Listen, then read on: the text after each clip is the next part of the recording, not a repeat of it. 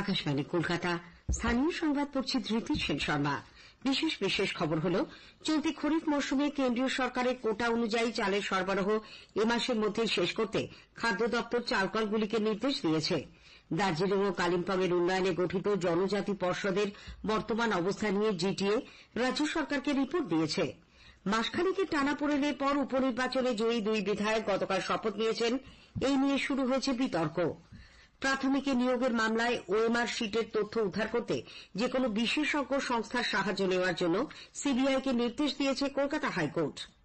আগামীকাল রথযাত্রা, এ রাজ্যেও সাড়ম্বরে তার প্রস্তুতি চলেছে। জোড়া ঘূর্ণাবর্ত অক্ষরেখার প্রভাবে উত্তরবঙ্গের জেলাগুলিতে মঙ্গলবার পর্যন্ত ভারী বৃষ্টির পূর্বাভাস। আসি বিস্তারিত খবরে।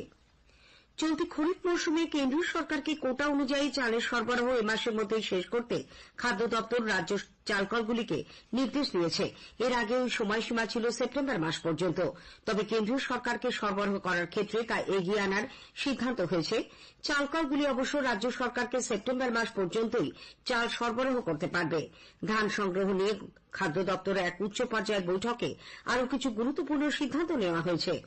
তৈরি চাল যাতে রাইস মিলগুলি যথাসময়ে দেয়, তার জন্য তাদের উপর চাপ রাখতে ব্যাংক গ্যারান্টির পরিমাণ আগামী খরিফ মরশুমে আরও বাড়ানো হয়েছে। 500 কুইন্টাল ধান নিয়ে চাল তৈরিতে রাইস মিলকে 50 লক্ষ টাকার ব্যাংক গ্যারান্টি জমা রাখতে হবে। পরবর্তী প্রতি 10 টনের জন্য গ্যারান্টি দিতে হবে আরও 2 লক্ষ টাকা। এবছর 500 কুইন্টালের জন্য 30 লক্ষ টাকার গ্যারান্টি জমা রাখতে হবে বলে সিদ্ধান্ত নেওয়া হয়েছে। দার্জিলিং ও কালিম্পং পাহাড়ের উন্নয়নে গত কয়েক বছরে যে জনজাতি পর্ষদ গঠন করা হয়েছিল, সেগুলির বর্তমান অবস্থা নিয়ে জিটিএর তরফে রাজ্য সরকারের কাছে রিপোর্ট জমা দেওয়া হয়েছে।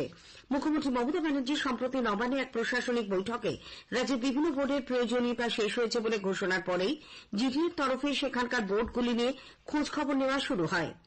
উল্লেখ্য, পাহাড়ের উন্নয়নে রাজ্য সরকার 2013 সালে প্রথম পাহাড়ে মায়াল লায়ং উন্নয়ন পর্ষদ তৈরি করেছিল। এরপর 2018 সাল পর্যন্ত সেখানকার লেপচা, গুরুং, সংখ্যালঘু মিলিয়ে মোট 18টি বোর্ড তৈরি হয়। বিভিন্ন দপ্তরের তরফে নানান সময় বোর্ডগুলিকে 100 কোটি টাকারও বেশি দেওয়া হয়। বর্তমানে পাহাড়ে জেলা প্রশাসন ছাড়াও জিটিএ ও দ্বিস্তরীয় পঞ্চায়েত ব্যবস্থা চালু রয়েছে।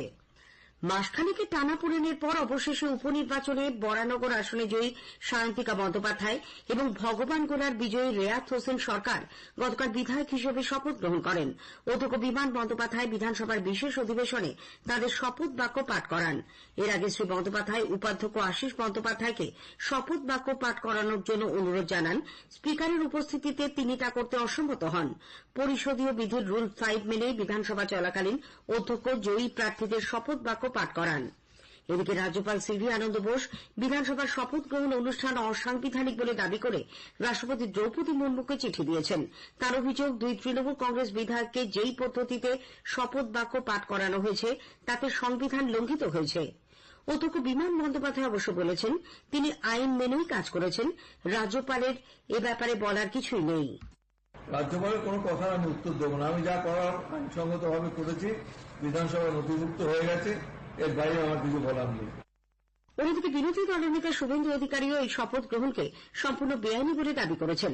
নদিয়ার রানাঘাটের হাবিবপুরের ছাতিমতলার মাঠে গতকাল সাংবাদিকদের প্রশ্নের উত্তরে তিনি বলেন, অধ্যক্ষ সংবিধান বহির্ভূত কাজ করেছেন। রাজ্যে আইন শৃঙ্খলা বলে কিছুই নেই। রাজ্যপাল এই নিয়ে রাষ্ট্রপতিকে যে চিঠি দিয়েছেন, সেক্ষেত্রে কোনো পদক্ষেপ না নেওয়া হলে বিরোধী দলনেতা হিসেবে তিনি যে পদক্ষেপ নেওয়ার তা নেবেন। সংবিধান বহির্ভূত কাজ করেছেন মাননীয় রাজ্যপাল মহোদয় মহামান্য রাষ্ট্রপতিকে লিখেছেন। এটা ব্যবস্থা না হলে বিরোধী দলনেতা হিসেবে আমারও কিছু কাজ আছে। যে সংবিধান কেউ নয়, মমতা ব্যানার্জি যা বলে দিয়েছে 14 তলা থেকে সেটাই শেষ করে, এটা চলতে পারে না।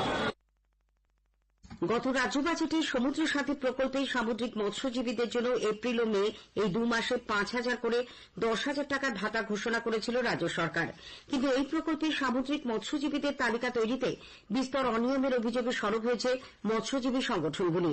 তাদের অভিযোগ, প্রকল্পের জন্য দুয়ারে সরকার শিবিরে গিয়ে মৎস্যজীবী কার্ড তৈরি করতে বলা হয়, কিন্তু পঞ্চায়েতের দেওয়া মৎস্যজীবী শংসাপত্র নিয়ে এই কার্ড তৈরি করা হয়। ফলে বিস্তর বেনিয়ম ধরা পড়ে। স্বজন পোষণ ও রাজনীতির জন্য প্রকৃত মৎস্যজীবীরা বঞ্চিত হয়েছেন।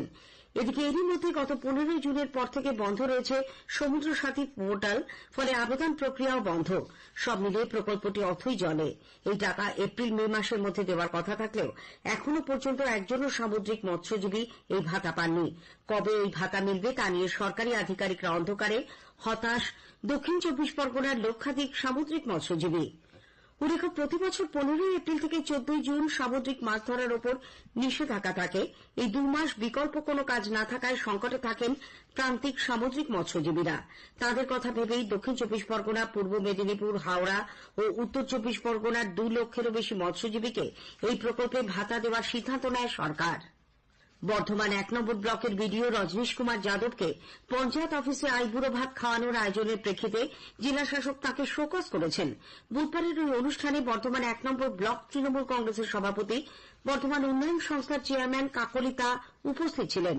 অনুষ্ঠানে বিডিও তাকে প্রণাম করেন বলেও জানা গেছে। এই ঘটনা সামাজিক মাধ্যমে ছড়িয়ে পড়তে শোরগোল পড়ে যায়। পূর্ব বর্ধমানের জেলাশাসক কে রাধিকা আইয়ার গোটা বিষয়টি জানতে চেয়ে বিডিওকে চিঠি দিয়েছেন। রজনীশ কুমার অবশ্য এই নিয়ে কিছু বলতে অস্বীকার করেছেন। রাজ্য পুলিশের সামনে বোলপুরের রেলের অ্যাসিস্ট্যান্ট ইঞ্জিনিয়ার রাম বালক মাহাতোকে বেধড়ক মারধরের ঘটনায় চাঞ্চল্য ছড়িয়েছে। আহত ওই ইঞ্জিনিয়ারকে বোলপুর স্বাস্থ্যকেন্দ্রে প্রাথমিক চিকিৎসার পর মহকুমা হাসপাতালে স্থানান্তরিত করা হয়েছে।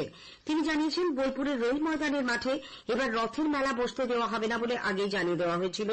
সেই নিয়ে গতকাল তিনি কথা বলতে গেলে স্থানীয় একটি দুর্গা মন্দির কমিটির লোকজন ও কিছু হকার তাকে রাস্তায় ফেলে বেধড়ক মারধর করে। পুলিশ সেখানে উপস্থিত থাকলেও কোনো ব্যবস্থা নেয়নি বলে তার দাবি। পুলিশ ও মন্দির কমিটির তরফে অবশ্য কোনো প্রতিক্রিয়া পাওয়া যায়নি। স্থানীয় সংবাদ শুনছেন আকাশবাণী কলকাতা কেন্দ্র থেকে। প্রাথমিকের নিয়োগে ওএমআর শিট ও সার্ভার দুর্নীতির নিষ্পত্তি করতে সিবিআইকে অবিলম্বে দ্রুত ব্যবস্থা গ্রহণের নির্দেশ দিয়েছে কলকাতা হাইকোর্ট। বিচারপতি রাজশেখর মান্থা গতকাল এই নির্দেশ দিয়ে বলেন, ডিজিটাল তথ্য উদ্ধার করতে দেশ বিদেশের যে কোনো বিশেষজ্ঞ সংস্থার সাহায্য নিতে পারবে সিবিআই। আগের শুনানিতে ওএমআর শিটের অরিজিনাল সার্ভার ও হার্ড ডিস্কের তথ্য জানতে চেয়েছিলেন বিচারপতি, কিন্তু গতকাল সিবিআই এর জমা দেওয়া রিপোর্টে তিনি সন্তুষ্ট হতে পারেননি। আর তারপরেই নির্দেশ দেন ডিজিটাল তথ্য উদ্ধার করতে সরকারি বা বেসরকারি তথ্য প্রযুক্তি সংস্থার সাহায্য নিতে পারবে সিবিআই। এর জন্য প্রাথমিক শিক্ষা পর্ষদকে খরচ দিতে হবে। উল্লেখ্য, 2014 সালে প্রাথমিকে নিয়োগের পরীক্ষায় আসল ওএমআর শিট নষ্ট করা হয়েছে বলে হাইকোর্টে আগেই জানিয়েছিল প্রাথমিক শিক্ষা পর্ষদ। 2006 সালে নিযুক্ত প্রাথমিক শিক্ষক শিক্ষিকাদের এ ক্যাটাগরি স্কেলের বিষয়ে উপযুক্ত ব্যবস্থা গ্রহণ করতে United primary teachers welfare association রাজ্যের শিক্ষামন্ত্রীর কাছে দাবি জানিয়েছে। অ্যাসোসিয়েশনের রাজ্য সভাপতি সন্দীপ ঘোষের নেতৃত্বে 4 সদস্য এক প্রতিনিধি দল গতকাল বিকাশ ভবনে শিক্ষামন্ত্রী সচিবের সঙ্গে দেখা করে এই মর্মে একটি স্মারকলিপি জমা দেন।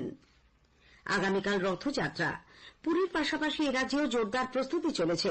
হুগলির মাহেশ, পূর্ব মেদিনীপুরে মহিষাদল, নদিয়ার মায়াপুর সহ বিভিন্ন জায়গায় ইতিমধ্যেই সাজিয়ে তোলা হয়েছে জগন্নাথ দেব, বলভদ্র ও দেবী সুভদ্রার রথ।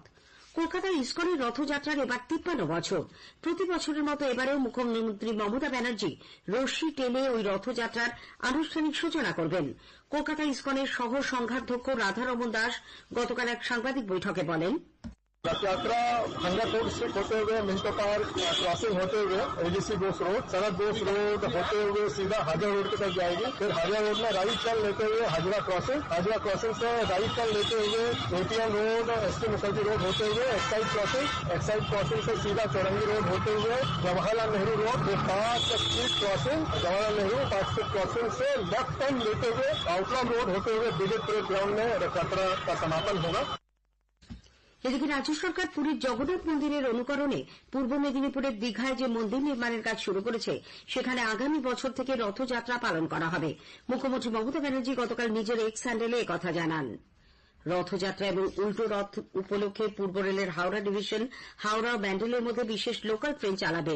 পূর্ব রেলের মুখ্য জনসংযোগ আধিকারিক কৌশিক মিত্র এখবর জানিয়ে বলেন, পূর্ব রেলওয়ে হাওড়া থেকে একটি স্পেশাল ট্রেন নবদ্বীপ ধাম উদ্দেশ্যে রওনা হবে 9:32 সকালবেলায়, যেটি ম্যান্ডেলে দাঁড়াবে 10:32 নাগাদ। নবদ্বীপ ধাম বেলা 12টা নাগাদ পৌঁছবে। আবার নবদ্বীপ ধাম থেকে ওই ট্রেনটি ছেড়ে আসবে দুপুর 2:30, যেটি হাওড়া এসে পৌঁছবে বিকেল 5টায়। 15 তারিখ উল্টো রথের ক্ষেত্রেও তাই হচ্ছে। উত্তর পূর্ব রাজস্থান থেকে বাংলাদেশ পর্যন্ত বিস্তৃত অক্ষরেখা ও পশ্চিম রাজস্থান থেকে মণিপুর পর্যন্ত এবং দক্ষিণ পশ্চিম উত্তরপ্রদেশ থেকে পশ্চিম আসাম পর্যন্ত দুটি ঘূর্ণাবর্তের প্রভাবে উত্তর পূর্ব ভারত ও উত্তরবঙ্গের জেলাগুলিতে ভারী বৃষ্টি হচ্ছে। আলিপুর আবহাওয়া দপ্তর আগামী মঙ্গলবার 9 জুলাই পর্যন্ত উত্তরবঙ্গে ভারী থেকে অতি ভারী বৃষ্টির পূর্বাভাস দিয়েছে। আজ কোচবিহার, কালিম্পং, দার্জিলিং, জলপাইগুড়ি ও আলিপুরদুয়ারে ভারী থেকে অতি ভারী বৃষ্টির কমলা সতর্কতা এবং উত্তর দিনাজপুরে হলুদ সতর্কতা জারি করা হয়েছে। স্থানীয় সংবাদ শেষ হলো।